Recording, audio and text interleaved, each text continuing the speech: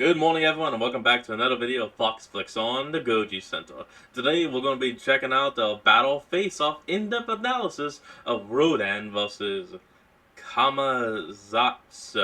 I have no idea how you pronounce that second name. I'm not even going to try. Let's hop in.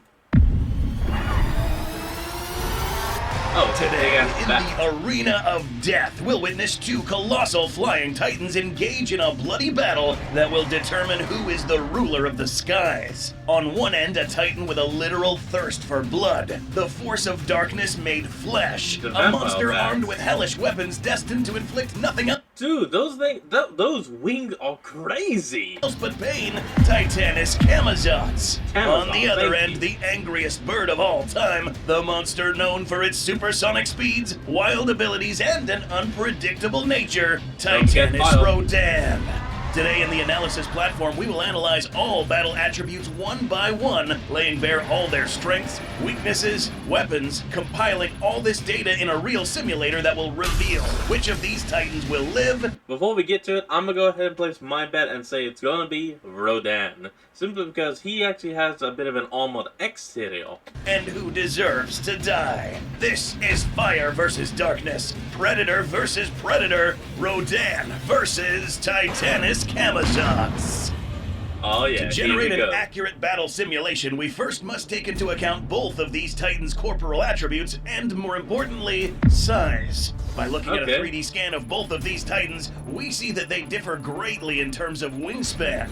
Starting with Rodan, we find that most of his corporal mass is found on its wings, making up a wingspan that covers a whopping 871 feet. Despite this animal's standing height is rather short, only standing at 154 feet while slouched. Camazotz, on the other dude's got the arms, but not the height. Other hand, may have a slight advantage in terms of height, but is dwarfed by Rodan in terms of wingspan. However, Camazotz does seem to have a greater amount of body mass if we ignore the wings. This will be important to account for whenever these titans are in close combat. In this face-off, Goji Center collaborated with Beasttopia, lending us their massive titan viewing facility so we can have a close look at these titans. Now that we are acquainted with their physical proportions, let us now enter the analysis platform and compare their attributes. Durability. How much damage can these titans sustain, and how well are their bodies built to withstand punishment? Something important to note about Rodan is that it is of biovolcanic nature, meaning that its biology has many common denominators with volcanic attributes. The best example of this being its outer layer of armor, which is made up of hardened magma, a result of its many years in hibernation inside volcanoes. This thick layer of rock is seen to be quite resistant to shock and blast weapons such as high-caliber projectiles, missiles, and almost immune to superheated weaponry. Also, this creature seems to be able to recover quite well from deep puncture wounds. After he was impaled by Mothra, for example, Rodan was able to fly well once again, enough for him to be confident enough to even challenge Godzilla afterwards. But perhaps the best example of how this animal can withstand other types of damage was the fact that even after Godzilla's superheated thermonuclear pulse was emitted, Rodan, who was still somewhere around here, still survived. Now, granted, he was a lot further from the blast than Ghidorah, but he still remained unscathed. Camazotz, on the other hand, also possesses armor as well, except it's composed differently. From what we can see here, our best guess is that this plate armor must have been composed of some chitinous or keratin-like material. Lightweight enough for Camazotz to fly, but resistant enough to withstand heavy blows from titans such as Kong. Furthermore, this animal also has thick layers of fur in key areas on its back and around the neck, almost similar to a lion's mane, which in many cases serves as a buffer to guard its neck against attacks. Although its body is resistant to heavy blows, its wings are a different story. There is a clear visual indication that suggests that Camazotz's wings are prone to tearing. These leathery wings, for instance, have already I think the big-ass giant holes in the wings give that away. Sustained damage before, remained functional, but are not too far away from being too damaged to be used for flight. If these, for whatever reason, are damaged further, too much air will pass through these gaps, making flight a lot more difficult. especially since this animal's proportions already make it difficult for this animal to sustain flight. Both animals' body armor is strong, but since hair and leather are more prone to catching on fire, and taking into account Rodan's biovolcanic nature, Rodan takes an edge when it comes to overall corporal durability. Like, clearly, how would you overall not get speed. That? It is only natural to automatically assume that two airborne creatures are already very fast when it comes to speed. But in this battle, getting from point A to point B faster than your opponent can potentially be vital. Perhaps the most widely known attribute of Titanus Rodan is its ability to fly at supersonic speeds, a lot faster than the speed of sound. This velocity goes as far as triggering a phenomenon known as a cyclonic drift stream.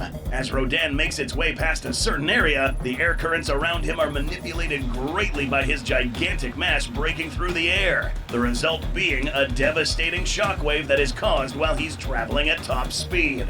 This would cause heavy turbulence and destruction to any landform or space around him, not only making his flying speed a useful ability, but also a potential weapon.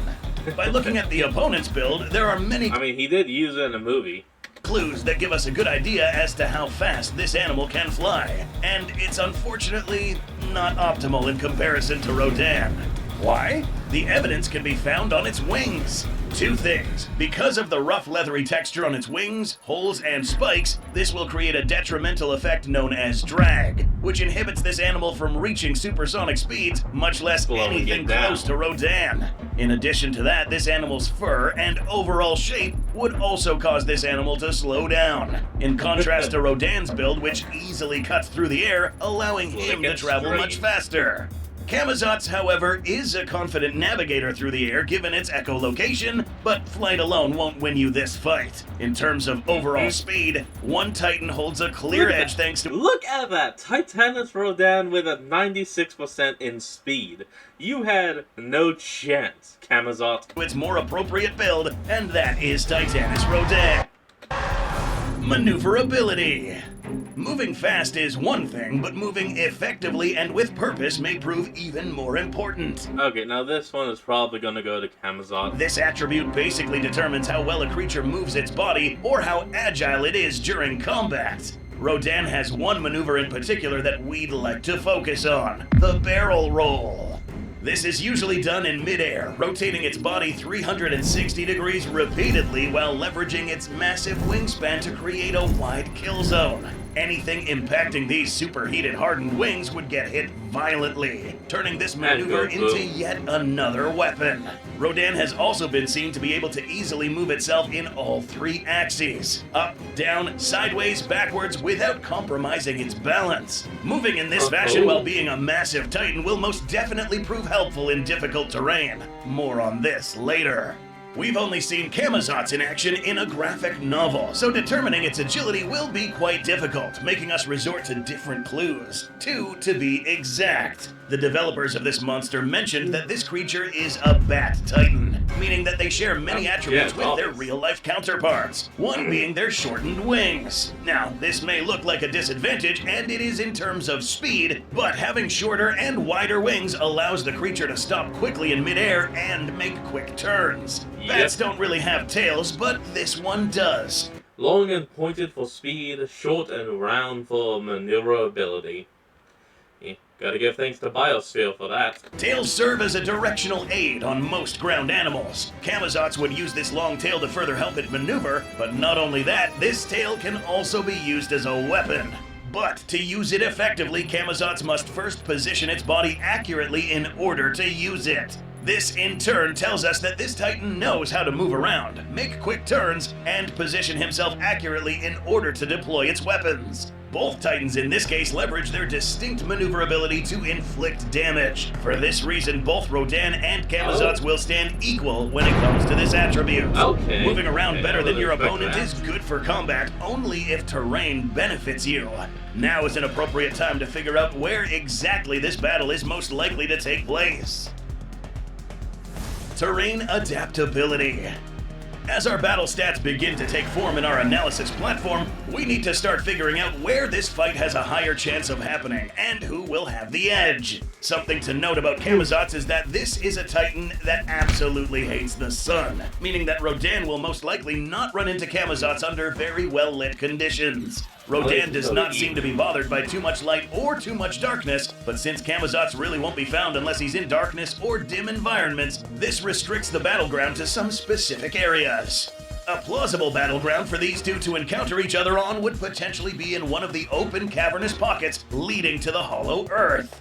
It is known that both Titanus Camazotz and Rodan are no strangers to these sorts of settings. Rodan being a Titan that is accustomed to crawling through volcanic vents, and Camazotz being a Titan that dwells in large cavernous locations leading to the hollow earth. That is, any dark areas found in this biome. So, in our battle simulation, Rodan will likely run into Camazotz while traveling through old volcanic vents, leading to a more ample air pocket near the center of the Earth. Especially if those volcanic vents all cooled off to where a lot of other creatures could go through. Like maybe they're still a little too hot for most, but now it's cooled off to where a creature could walk in and still walk out.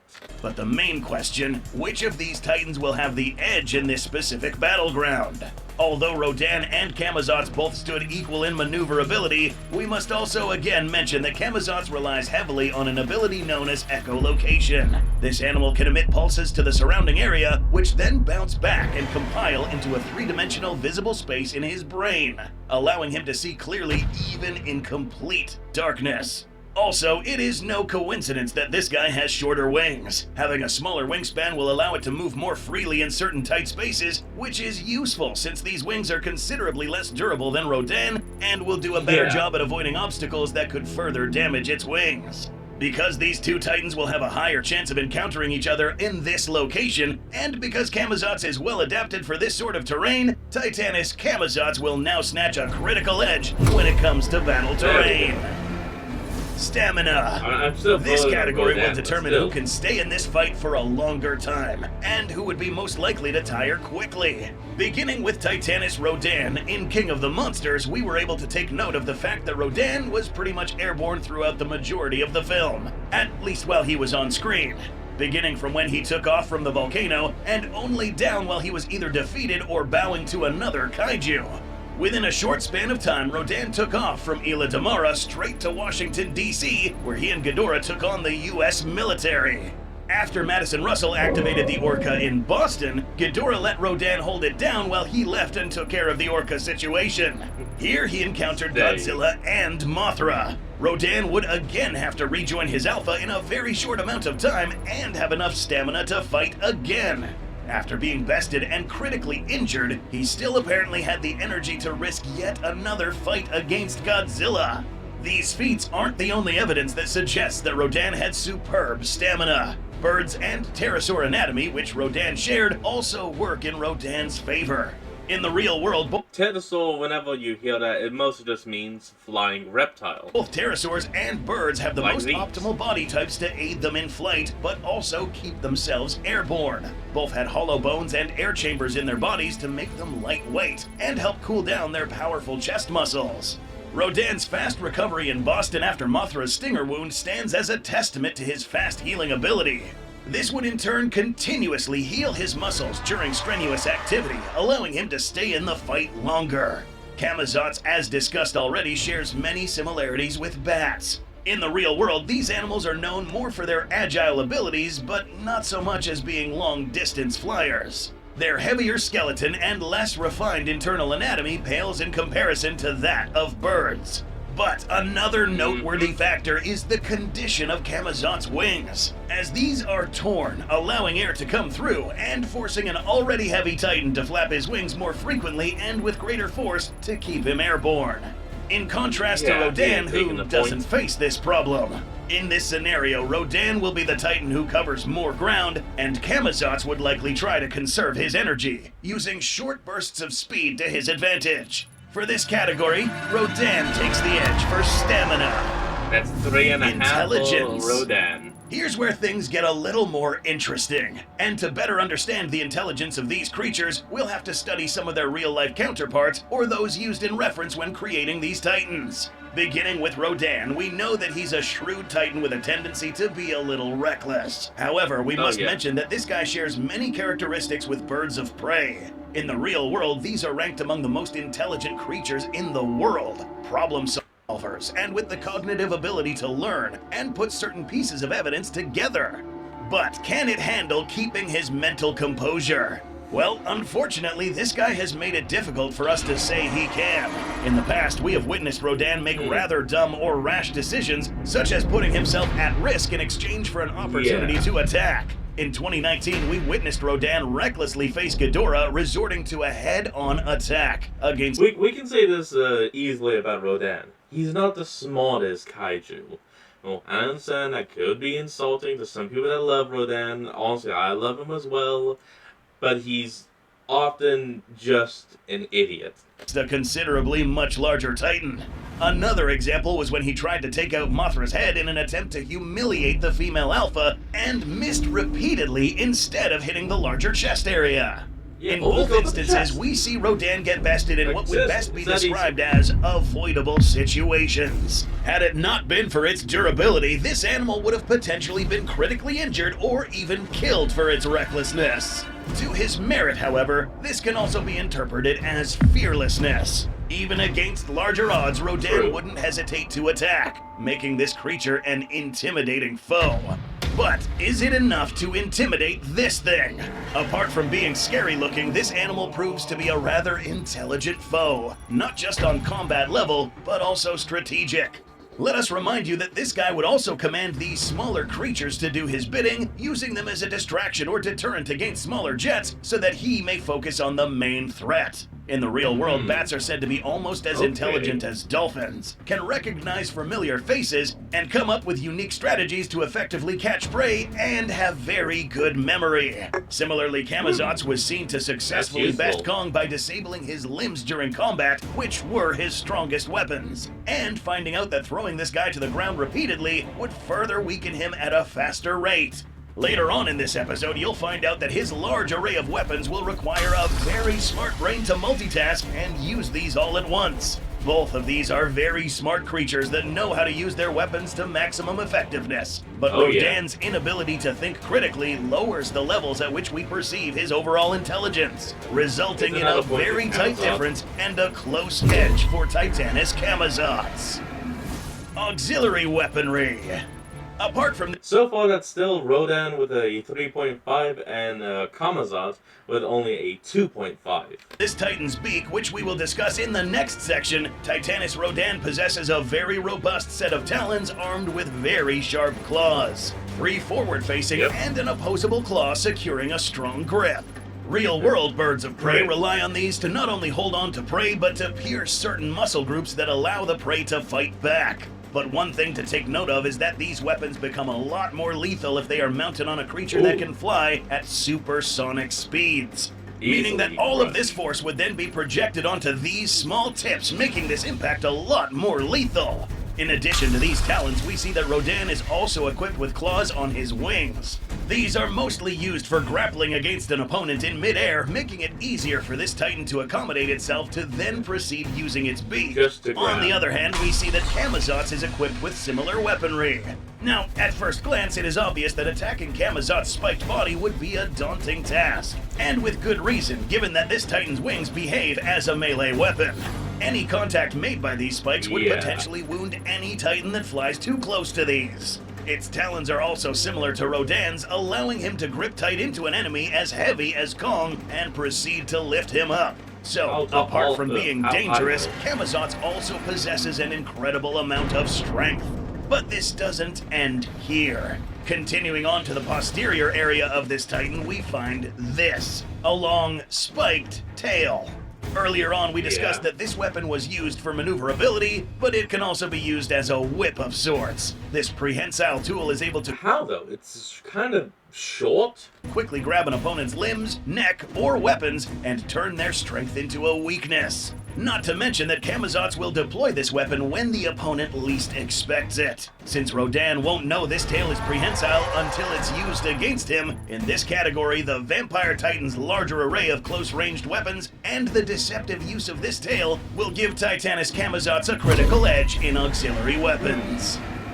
Bite effectiveness. Moving up to these Titans' heads, we find that they differ greatly in anatomy and in the way they are used in combat. Immediately, we notice that Rodan does not have any teeth, but rather serrated edges, which aid in the cutting of Titan flesh. But in order for flesh to make it to this posterior part of the mouth, the meat needs to get ripped first. How? Well, it just so happens that Rodan's beak is very similar to that of modern birds of prey. Instead of taking a bite, these animals raise their heads and violently peck down, leveraging these sharp tips which pierce the victim. Once enough meat is caught in this hook, they rip upwards. Rodan uses similar maneuvers when it comes to attacking, pecking violently at Ghidorah's chest, or this futile attempt at decapitating Mothra. This pecking maneuver allows all the impact force to be concentrated here, which will help in piercing hard, flat surface areas. Camazotz jaws are equipped with a few but deadly long, sharp teeth. But apart from that, we must notice that this squared wide jaw possessed by this kaiju hints that this bite is really strong.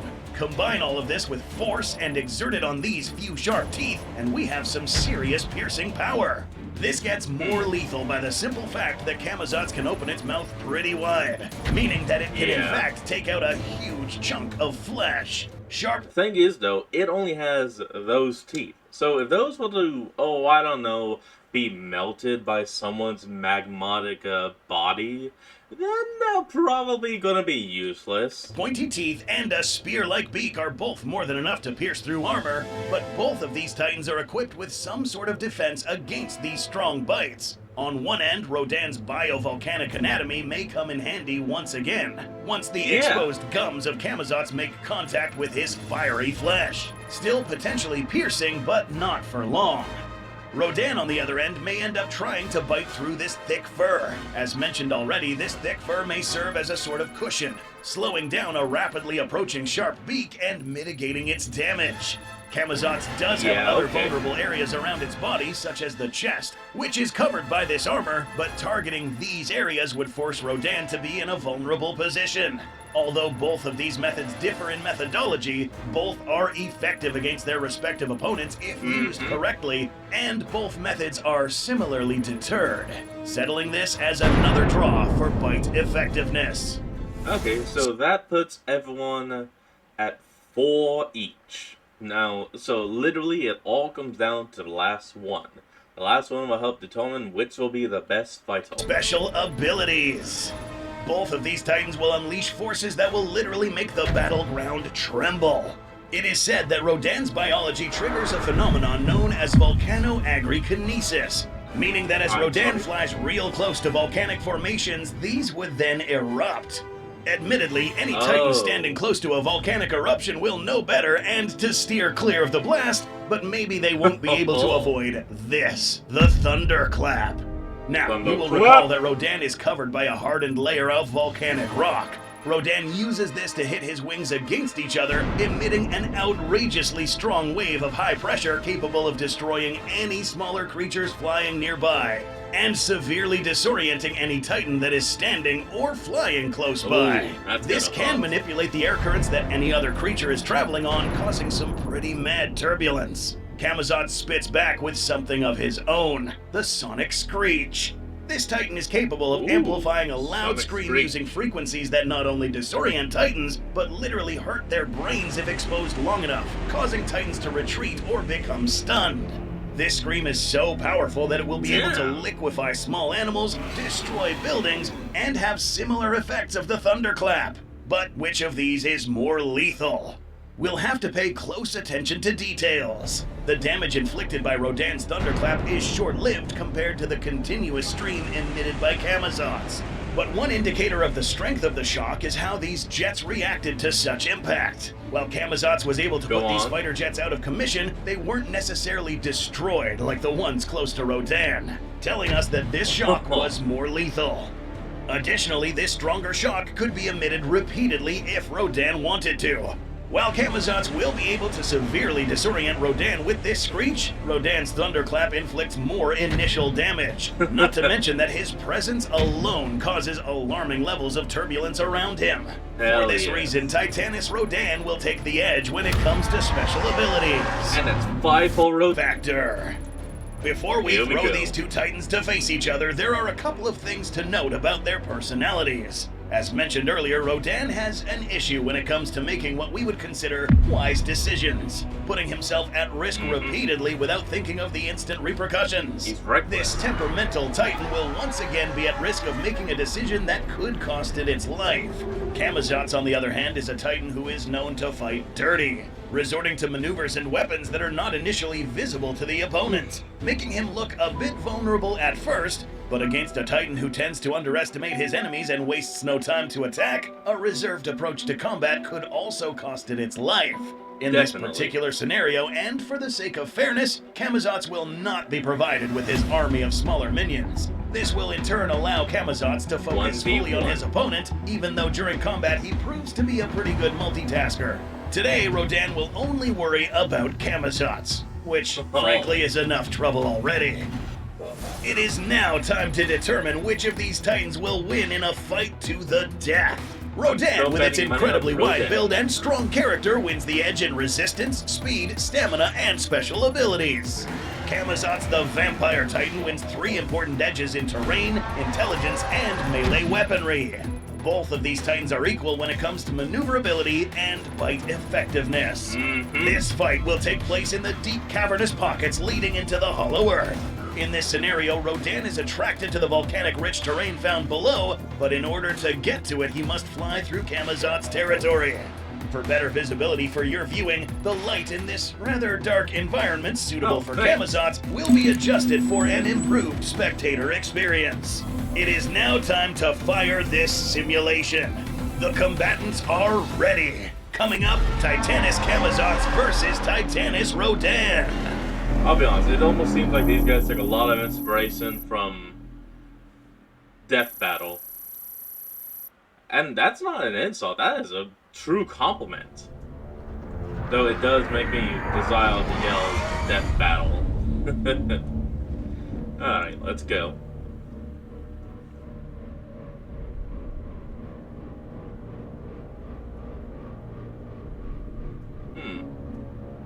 Is that what Camazotz? Yep, there it is. I see the teeth.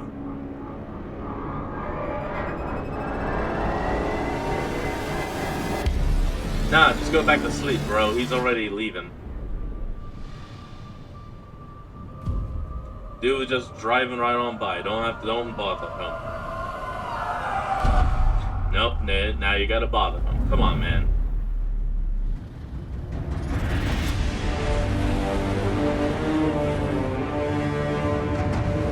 Will say though, you look badass. Got like dark fantasy vibes. All up in that. All up in him. He is dark fantasy.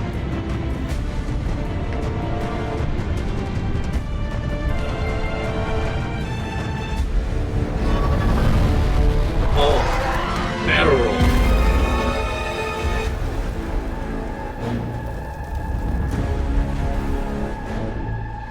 Titans have made contact. Now the battle shall begin.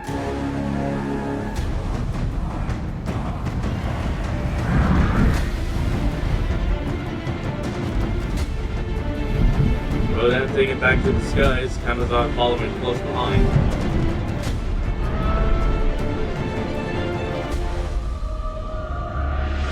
Camazotz losing the distance. Because of his maneuverability over speed. He's going to hide back in his cave entrance.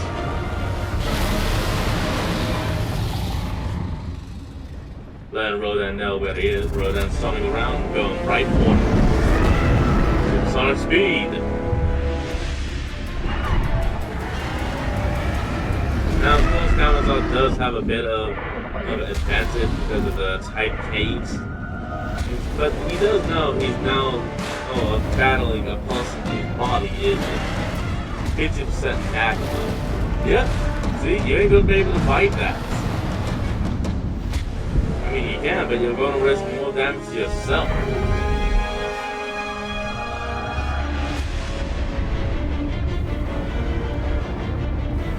Rodan having trouble because of both the darkness and the tightness of range. Oh, but he gives out a thunderclap to open it up. Thunderclaps confused him. Rodan's going back, though. Oh no! Even countered with the sonic screech. Oh, Rodan's taking a few hits on the way back. That gives Camazotz a bit of a lead.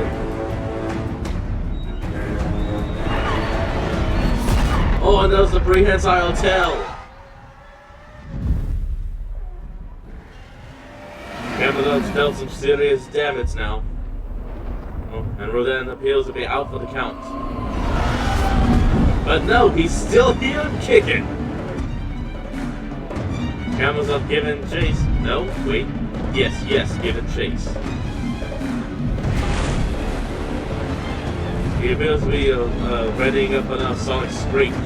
So Rodan's turning around, and is he going to give him the chance? Flying headfirst into this man.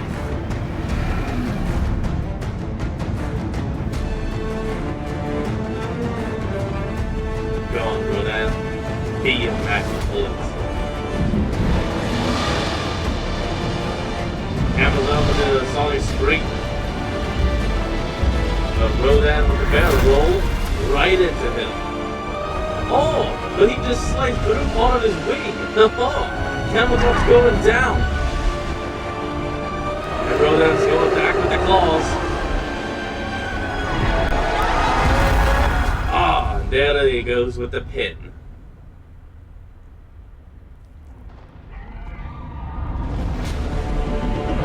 Just like I thought, Rodan is the winner.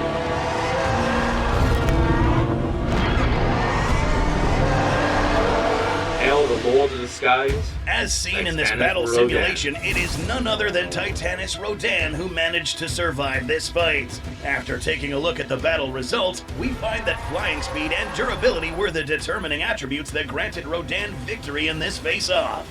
During this, both Titans were able to inflict damage to each other. Camazotz, however, was the one inflicting more hits because of his higher number of weapons at his disposal, except Rodan was able to live through all of this because of its endurance and armor. And even going as far as injuring Camazotz thanks to its biovolcanic nature. But the most important attribute here was speed. A literal flying volcano traveling at twice the speed of sound would inflict nothing other than a fatal impact using the tips of these weapons. Additionally, it was his streamlined shape that allowed it to cut through any resistance emitted by Camazotz's screech. This was in fact a very difficult fight for Rodan, but in the end it was the fire demon who prevailed. It will take something special to defeat the flying magma beast. Special thanks to our team of researchers, animators, and artists that helped bring this episode to life. If you want to support the channel, know who will fight next, and get in on some cool behind the scenes, please join our YouTube memberships. For more info on these videos, go visit GojiCenter.com to view fun follow-up info on these fights. And that looks to be the end of today's video. Alright everyone, I hope you enjoyed this. Remember to like, comment, and subscribe for more, and I'll see all of y'all folks next time when we flick back on. Till then, this is Fox, signing out. Peace.